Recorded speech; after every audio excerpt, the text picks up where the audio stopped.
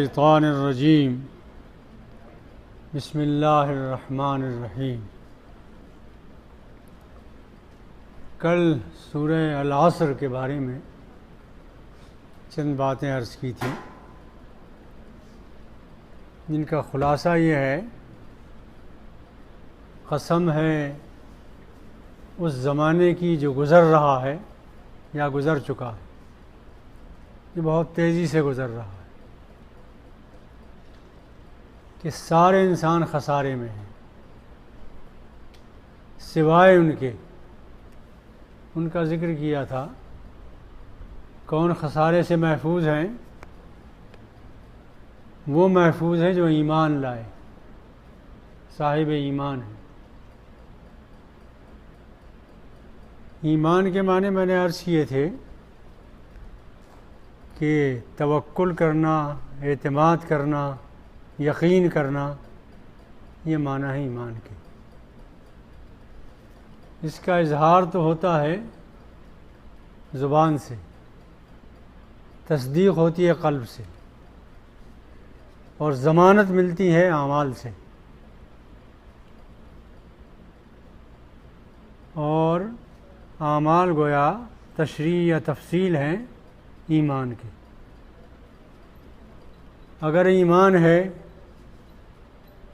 واقعی صحیح ایمان ہے، تو ایسا ممکن نہیں ہے کہ بیج بھی صحیح ہو اور زمین بھی صحیح ہو اور اس پھل آئیں نہیں، اس پہ پھل نہ آئیں، یہ نہیں ہو سکتا۔ اگر پھل نہیں آ رہے ہیں، اعمال نہیں بن رہے ہیں، سمجھنا چاہیے کہ ایمان میں کوئی کمزوری ہے۔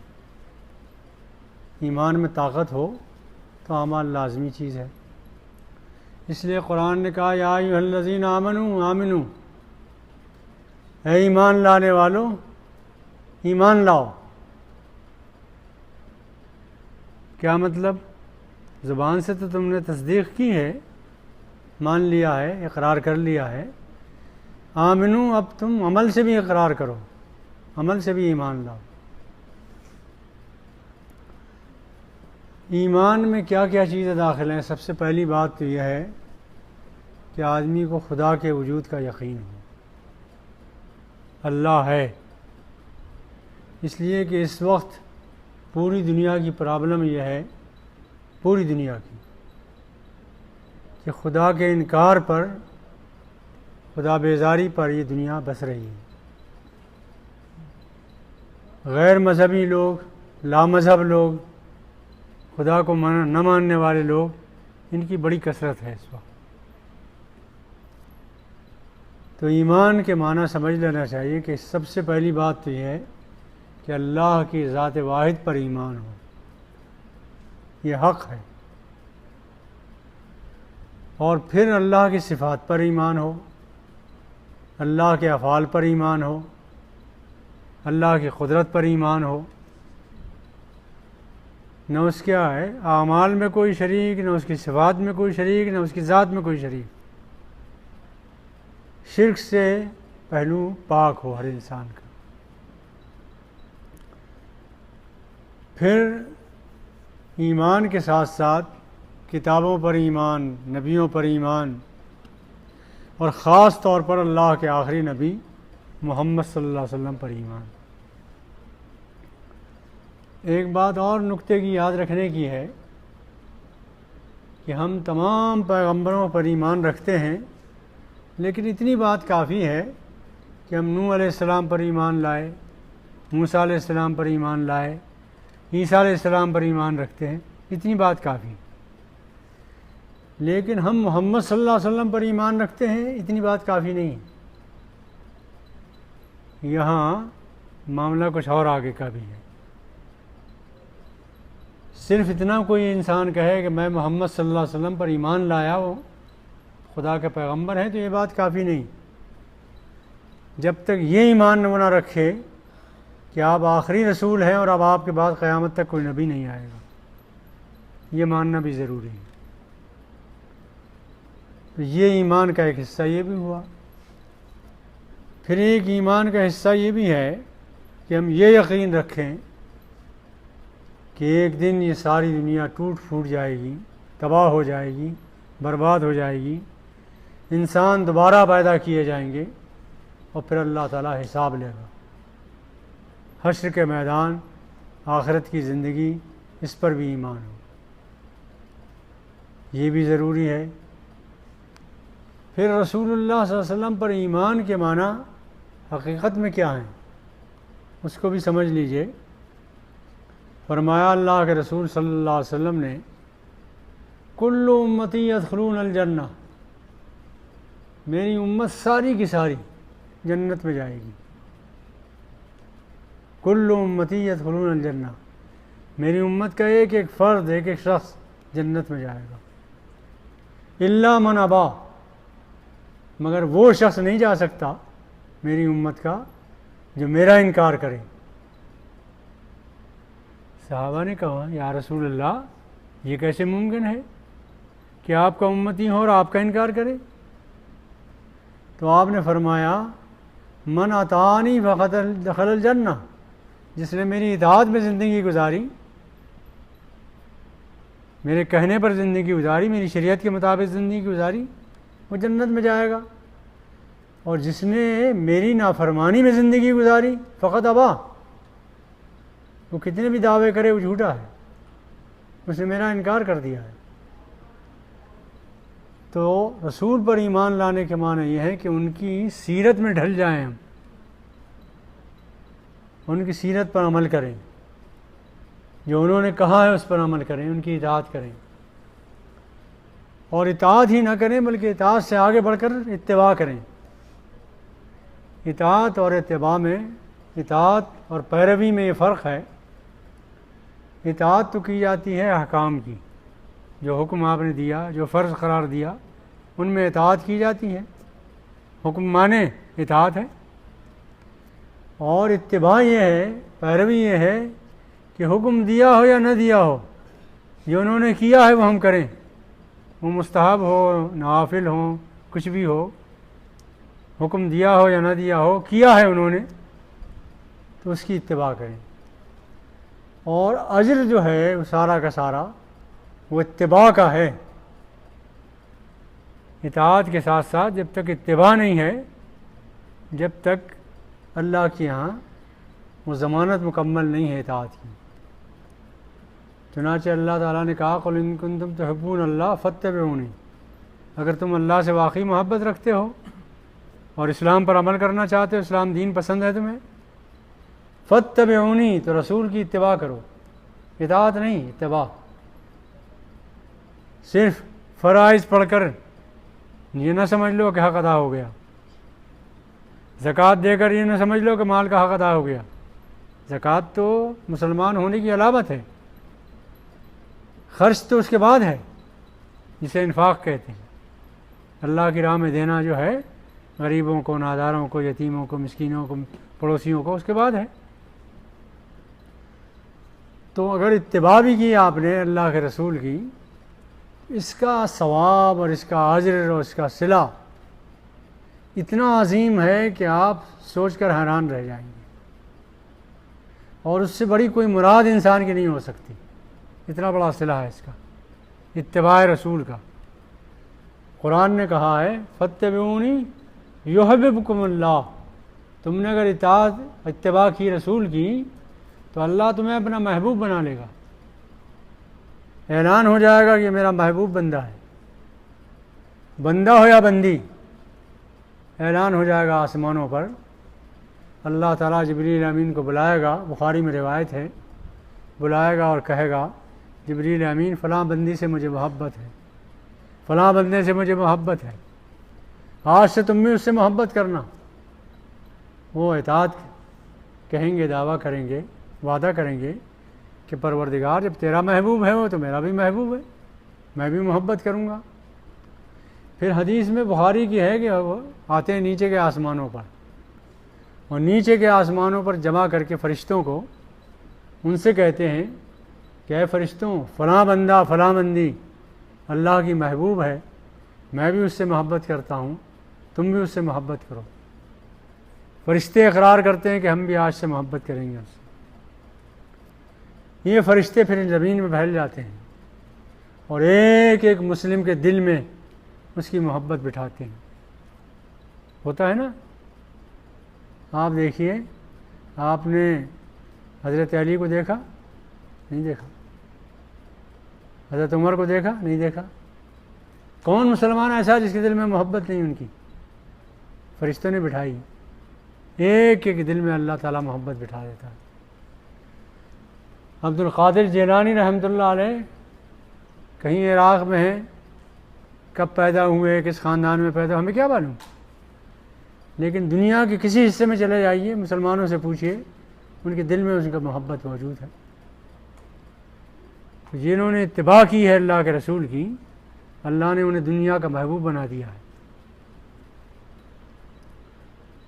یہاں تک بات ہوئی.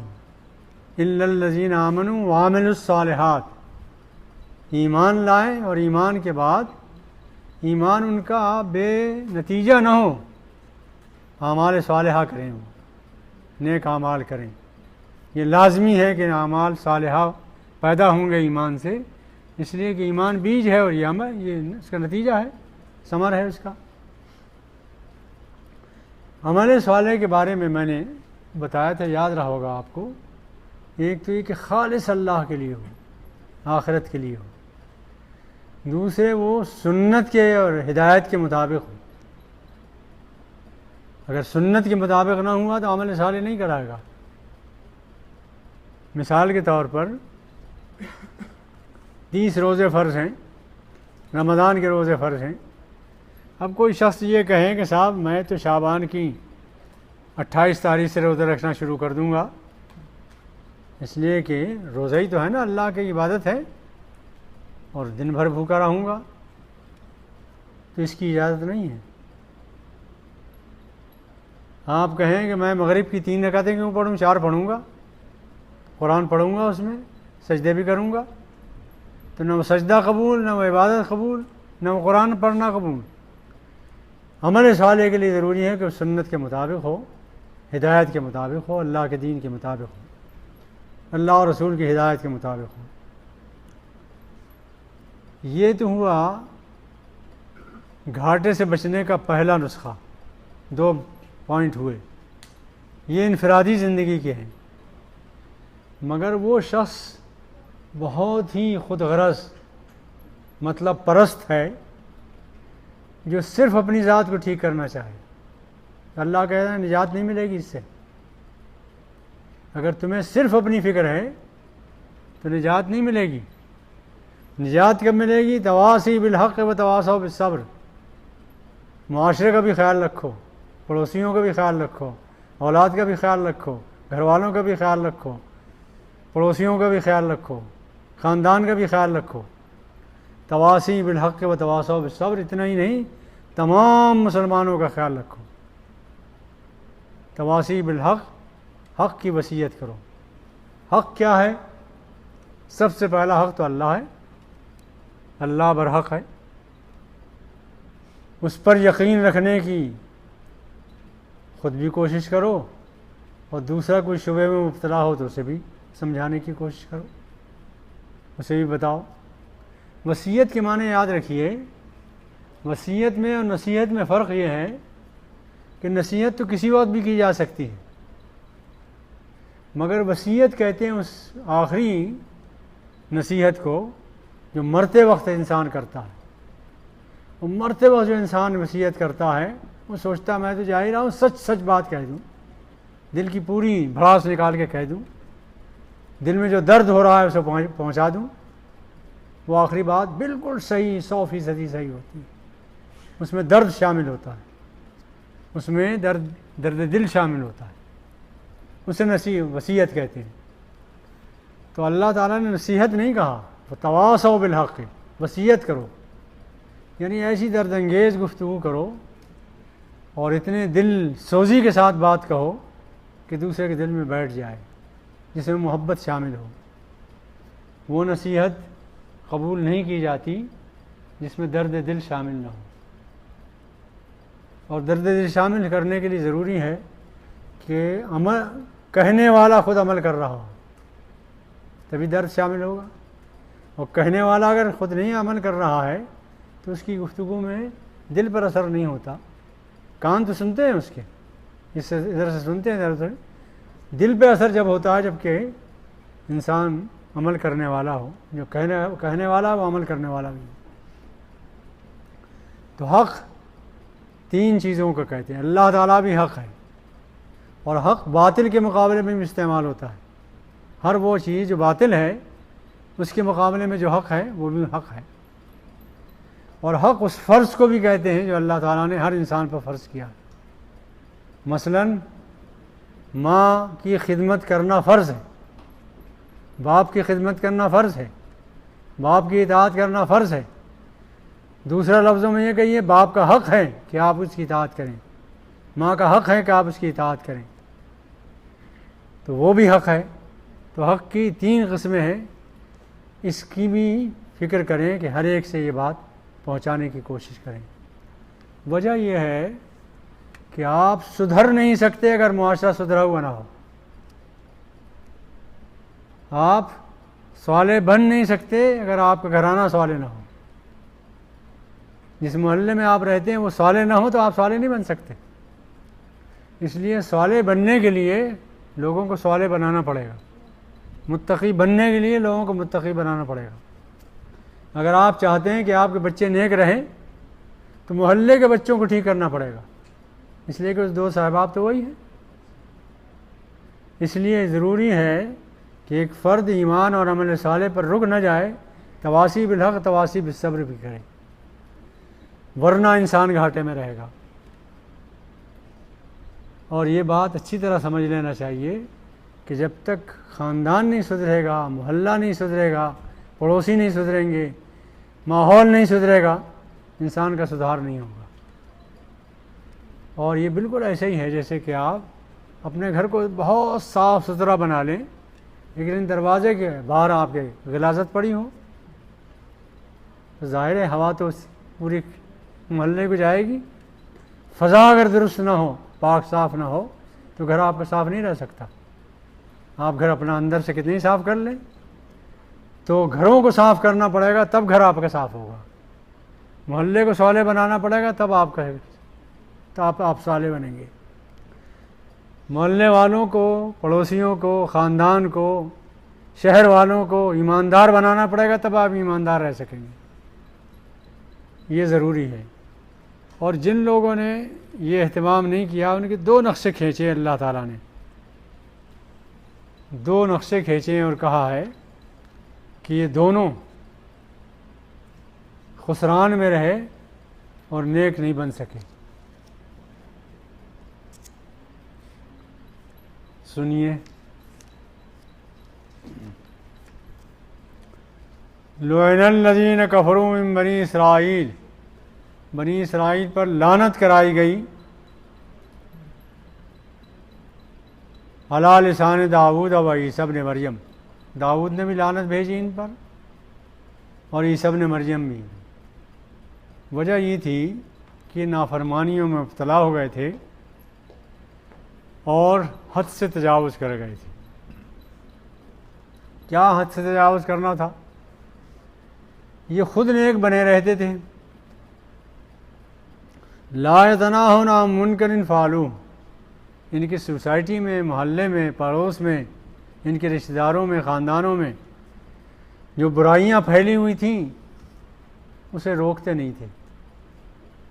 خود اپنے اکتفا کر لیا تھا انہوں نے کہ ہم تو صاف ستھرے ہیں بھائی، بھگتیں گے یہ جو کر رہے ہیں وجہ یہ جانے، ہم سے کیا مطلب، ہم تو بچے ہوئے ہیں. کانوا لا یتناہون عن منکر فعلوہ، یہ ہرگز نہیں روکتے تھے لوگوں کو ان منکرات سے جو ان کے آس پاس ہو رہے تھے. لبئس ما کانوا یعملون، بہت برا عمل تھا ان کا یہ، اس وجہ سے ان پر لعنت کی گئی. اور لعنت کے معنی یہ ہوتے ہیں کہ داؤد نے کہا، عیسی ابن مریم نے کہا اللہ کی رحمت سے محروم ہو جائیں. لعنت کے معنی یہ ہوتے ہیں. اس سے بڑی گالی کیا ہوگی؟ اللہ کی رحمت سے مایوس ہو جائیں، محروم ہو جائیں. یہ بہت بڑی گویا سزا ہے اللہ نے ان کو دی. ایک اور نقشہ کھینچا بنی اسرائیل کا اللہ تعالیٰ نے، یہ دریا کے کنارے بنی اسرائیل کی بستیاں آباد تھیں، تو وہاں انہوں نے یہ کیا کہ اللہ تعالیٰ نے ان کو پابند کیا کہ تم سبت کے دن شکار نہیں کرو گے مچھلیوں کا. ان کو روکا کہ شکار مچھلیوں کے دن شکار نہیں ہوگا ہفتے کے دن. ایک بات یاد رکھیے کہ ہفتے کا دن ان پر مسلط نہیں تھا، یعنی مقرر نہیں تھا ان کا عبادت کے لیے، جیسے کہ عیسائیوں کا دن ہفتے اتوار کا نہیں تھا. روم کے بادشاہ نے اپنے وقت میں میٹنگ کر کے کانفرنس کر کے طے کیا تھا کہ اتوار کو ہمارا دن اتوار ہوگا، سبت نہیں ہوگا. سبت سے الگ کیا ان کو. ان کا دن بھی جمعے کا تھا، یہود کا بھی، اور عیسائیوں کا دن بھی جمعے کا تھا. یہود نے یہ کیا کہ جمعے کو ختم کر دیا اور ہفتے کے دن مقرر کر لیا. عیسائیوں نے یہ کیا کہ ہفتے کے دن ان کا، تو ہم تو یہ نہیں کریں گے، آگے بڑھائیں گے، تو انہوں نے اتوار کر لیا. خیر بہرحال اس سبت کے دن ان پر اللہ تعالیٰ نے پھر جب انہوں نے اپنے لیے سبت رکھا تو اللہ نے کہا اس دن شکار نہیں کرو گے، دن بھر عبادت کرو گے. ہم پر جمعے کی ایک نماز فرض ہے نا، اور نماز کے بعد تجارت کاروبار سب کرنے کی اجازت ہے. ان کا یہ تھا کہ دن بھر کی عبادت تھی ان کی، کہ اس دن کاروبار نہیں کریں گے، مچھلی نہیں پکڑیں گے، شکار نہیں کریں گے، کوئی دنیا کا عمل نہیں کریں گے، دولت نہیں کمائیں گے، یہ سب پابند تھے. انہوں نے ترکیب یہ چلی، اللہ تعالیٰ نے کہا کہ دیکھو ہوا یہ کہ ہم نے جب ان کو آزمایا اور ان پر سبت کا دن مقرر کیا کہ عبادت نہیں کی جائے گی، شکار نہیں کیا جائے گا اس دن، تو کیا کیا انہوں نے؟ ہوا یہ کہ جب ہفتے کا دن آتا تھا تو مچھلیاں سمندر کے پانی پر، دریا کے پانی پر آ جاتی تھیں اور کودتی پھرتی تھیں، ہر طرف پانی مچھلی نظر آتی تھی، شکار کر نہیں سکتے تھے. وَيَوْمَ لَا يَسْبِتُونَ لَا تَأْتِيهِمْ، اور جس دن سبت نہیں مناتے تھے یہ مچھلیاں نظر ہی نہیں آتی، وہ غائب ہو جاتی ہیں. تو انہوں نے ترکیب یہ چلی کہ دریا سے چھوٹے چھوٹے نالے کھودے، نالے کھود کے گڑھے بنائے، بڑے بڑے گڈھے کھودے، اور اس گڈھوں تک دریا کا پانی نالیوں کے ذریعے سے لے گئے. تو یہ ہفتے کے دن جو مچھلی آتی تھی وہ اس پانی سے، نالے سے ہوتے ہوئے اس گڈھے میں گر جاتی تھی. یہ اتوار کو جا کے پکڑ لیتے تھے. ہیلا کیا انہوں نے، بہانہ کیا.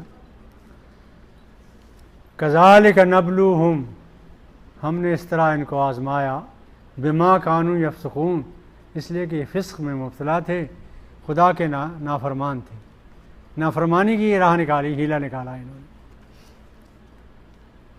وَإِذْ قَالَتْ أُمَّةٌ مِّنْهُمْ لِمَ تَعِظُونَ قَوْمًا اللَّهُ مُهْلِكَهُمْ أَوْ مُعَذِّبُهُمْ عَذَابًا شَدِيدًا. ایک گروہ ایسا تھا انہی بنی اسرائیل میں کہ وہ ان کو جا جا کے روکتا تھا کہ بھائی یہ نہ کرو، یہ خدا کی نافرمانی ہے، خدا کے دین کے ساتھ مذاق ہے، یہ ٹھیک نہیں ہے، مت کرو. ایک اور گروہ تھا، وہ یہ کہتا تھا اس کم وقتوں کو مرنے دو نا، تم کیوں جا کے برابر نصیحت کرتے رہتے ہو، جیسا کریں گے بھریں گے. اگر ان کا یہی کرنا ہی ہے تو آپ کون ہوتے ہیں چوکیدار دروغہ جی کہ آپ جا کے ان کو سمجھا رہے ہیں، بتا رہے ہیں. یہ قالو، تو انہوں نے کہا لِمَ تَعِظُونَ قَوْمًا اللَّهُ مُهْلِكَهُمْ، اس قوم کو تم نصیحت اور وصیت کیوں کرتے ہو جس کے لیے اللہ نے ہلاکت لکھ دی ہے. یہ تو ہلاک ہونے والے لوگ ہیں، بدماش لوگ ہیں، دین میں خرابیاں پیدا کر رہے ہیں، بہانے بازیاں کر رہے ہیں. یہ انہوں نے غصہ کیا. تو ان لوگوں نے کہا ہم ان کو اس لیے سمجھانے کی کوشش کرتے ہیں کہ کل حشر کے میدان میں ہم کہہ سکیں گے اللہ تعالیٰ سے کہ اے اللہ ہم نے تو ان کو سمجھایا تھا، تواصی بالحق، تواصی بالصبر کیا تھا ہم نے. یہ سمجھائیں گے اللہ تعالیٰ کو. وَلَعَلَّهُمْ يَتَّقُونَ، اور یہ بھی تو ہو سکتا ہے کہ ہمارے سمجھانے سے مان جائیں، اور اگر نہ مانیں تو کم از کم ہم اللہ کیا کہہ تو سکیں گے کہ ہم نے تواصی کا حق ادا کیا تھا. فَلَمَّا نَسُوا مَا ذُكِّرُوا بِهِ، پھر جب یہ بھولے رہے جو ہم نے تذکیر کی تھی، نصیحت کی تھی، نہیں مانا انہوں نے، اور وہ عمل کرتے رہے. سمجھانے والوں کے سمجھانا بھی نہ مانتے رہے، تو کیا ہوا یہ انجینا الذین ینہون عن السوء، تو ہم نے نجات صرف ان کو دی جو ان کو برائیوں سے روک رہے تھے، وہ بھی تباہ ہوئے جو یہ عمل کر رہے تھے، اور وہ بھی تباہ ہوئے جو کہہ رہے تھے کہ ہم تو شریک نہیں ہیں مگر ان کم وقتوں کو مرنے دو، کیوں نصیحت کرتے ان کو بھی اللہ نے ہلاک کر دیا۔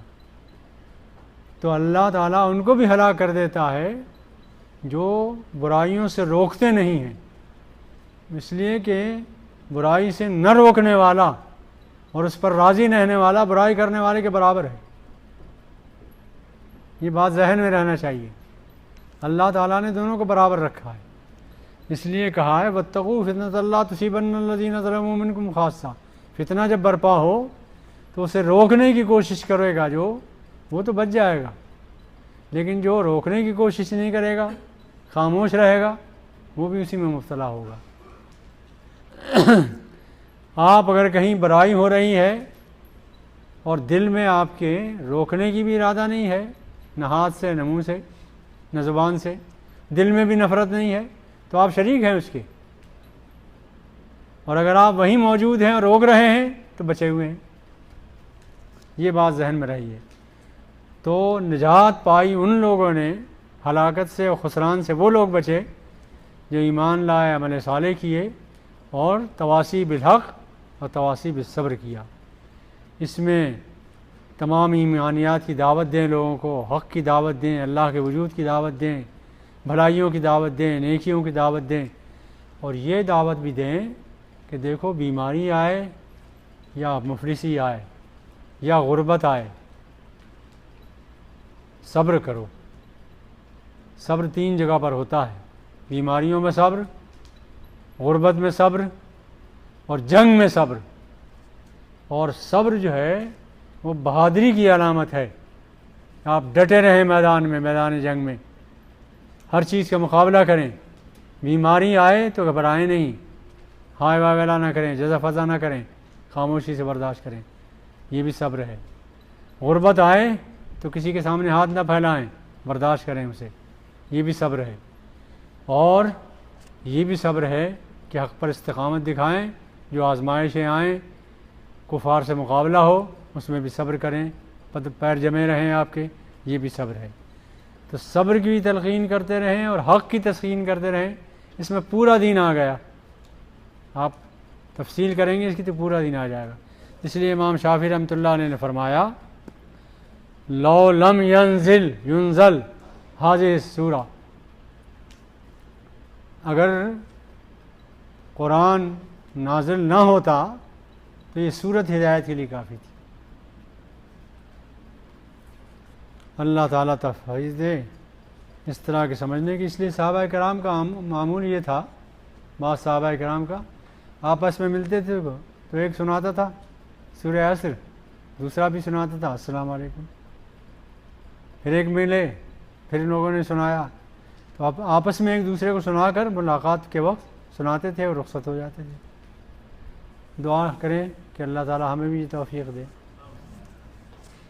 ربنا آتنا فی الدنیا حسنہ وفی الآخرۃ حسنہ وقنا عذاب النار۔ صلی اللہ۔ آپ کچھ پوچھنا